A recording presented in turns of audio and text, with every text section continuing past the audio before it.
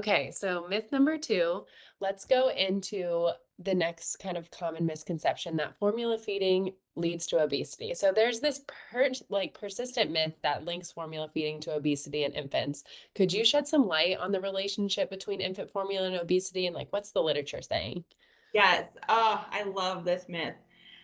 Because it is just not true. There's no true literature that can specifically say this baby was formula fed and therefore is Formula. there, obese. There's so many other factors that go into obesity. In particular, genetics plays a pretty big role. We've heard about socioeconomic status. That plays a role. So there's so many things that go into that. It's really hard to pinpoint. And a lot of the research, even when it is, presented, a lot of it there are observational studies. So again, if you're focused on formula feeding, breastfeeding, that's one thing, but there's so many other factors that really aren't even being accounted for. And on top of that, really the nutrition breakdown of breast milk and formula is very, very similar. So breast milk has lactose as its carb source.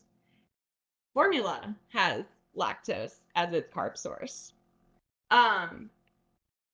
Formula. Breast milk has proteins, of course, and at this point, formula has really evolved and worked to mimic the way that proteins are in breast milk.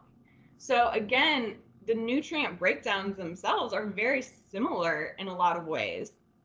So that's a myth. For sure. Yeah. So you're basically saying the nutrition composition is the same. It's designed to mimic breast milk from a nutrition standpoint, calories, protein, fat, carbohydrates.